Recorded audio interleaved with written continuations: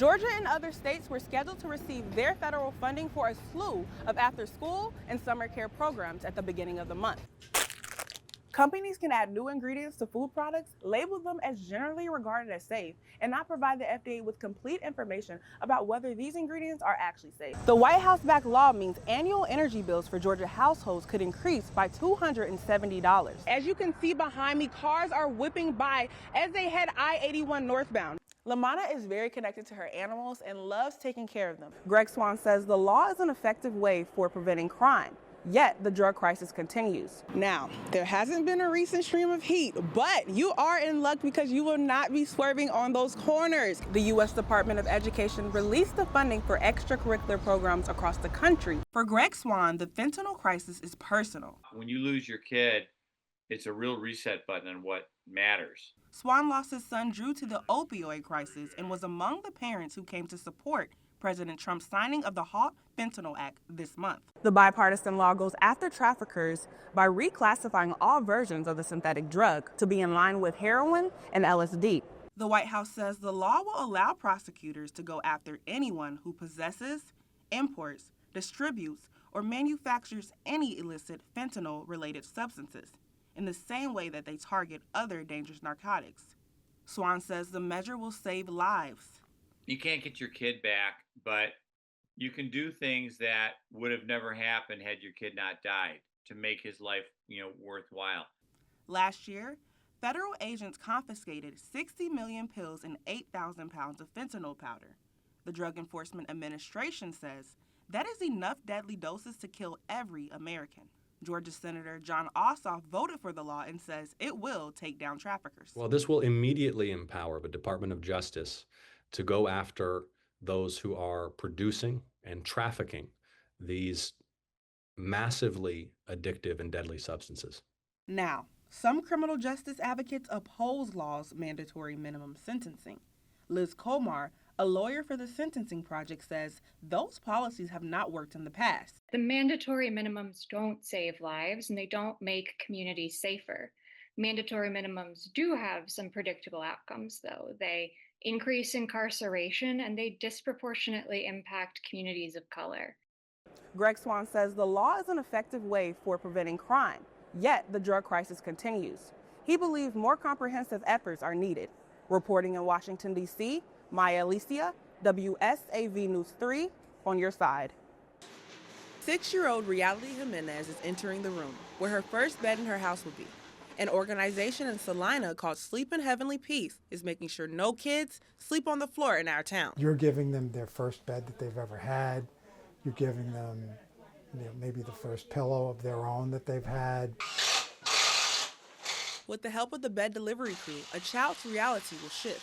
And as the crew went to work, Reality decided she wanted to join in on construction. All right, good job. Good job. There you go. All right. Beds are built, assembled, and delivered to recipients' home with teams delivering 6 to 7 beds every Saturday morning. Wait, am I being down here today? Not only do they get a bed and a pillow, but they also receive a pillowcase and blanket. Who made this blanket? Bedding is donated to the Salina office and typically handmade by donors for the organization. As a kid, Dave Holcraft was once in foster care. Now he's the building manager at Sleep in Heavenly Peace. We can come in and maybe give a child a little bit of luck, just like the luck I had. That's my perspective. Give them a little bit of luck. Give them a bed. Maybe you're changing their perspective on their life. Holcraft considers himself a former foster kid turned gift giver. That change is one of the main reasons why I do this. It can have an impact on a child. Volunteers are devoted to all children sleeping in heavenly peace. Mya Alysia, NCC News. When you think about farming, you probably think about horses, cows, and pigs. Claddagh Farm is taking it to a whole nother level with alpacas. Owner Sarah LaManna's mission is to breed them for high-quality fleece over generations to ensure great fiber. I love it when the babies arrive. That's great fun. She puts her focus on breeding black and gray alpacas. That had been very hard to do up until the last 3 or 4 years when a genetic testing was made available to us. LaManna is very connected to her animals and loves taking care of them. Her alpacas being environmentally friendly is just an added benefit. They're light. They're about 150, 200 pounds. No hoof involved. They have a pad and toes, so they're not punching holes in the wet, soggy fields that we have. They also lack upper front teeth and use their lower teeth to snip grass to eat so they don't rip it up.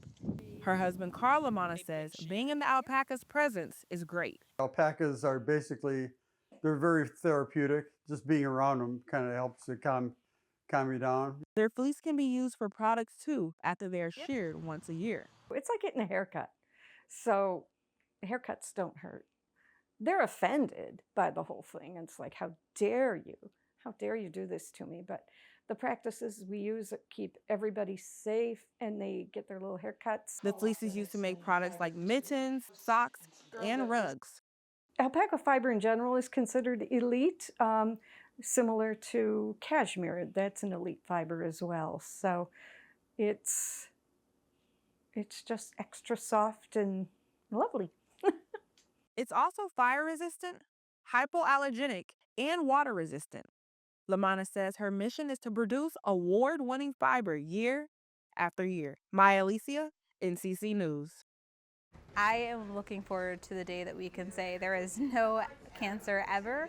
Breast cancer survivor Courtney Walker is devoted to finding a cure. 6 years ago, at the beginning of Breast Cancer Awareness Month, she was diagnosed with triple-negative breast cancer.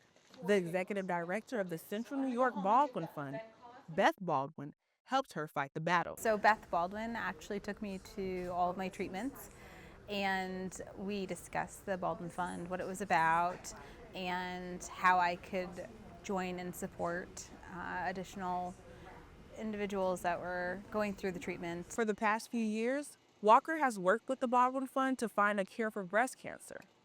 Cancer took control of her body, but she says she's taking it back by living every day to the max. And that's why she is here at the Tuscarora Golf Club, helping out at the Captain and Crew Golf Tournament to raise money for breast cancer research. I hope that others can see that no matter what challenges come your way, you can continue to persevere, and positivity is really important. Walker says it's important to be grateful for what you have and look at life as a cup half full, not half empty. April marked her 5th anniversary of being cancer-free. I think the biggest thing that I can say is it doesn't matter age. Cancer doesn't discriminate. Assistant Events Director of the Baldwin Fund, Jean Ann Keegan-Smith, says her hope is Central New York will one day have a National Cancer Institute. We do have a researcher here at Upstate that has found the medicine to stop metastatic breast cancer. So to know that our money has gone towards his research and he has found something, and it happened right here in Syracuse. Walker's goal is to create a group for cancer patients and survivors to connect. Live in Marcellus, I'm Mya Alysia, NCC News. Back to the desk, you guys.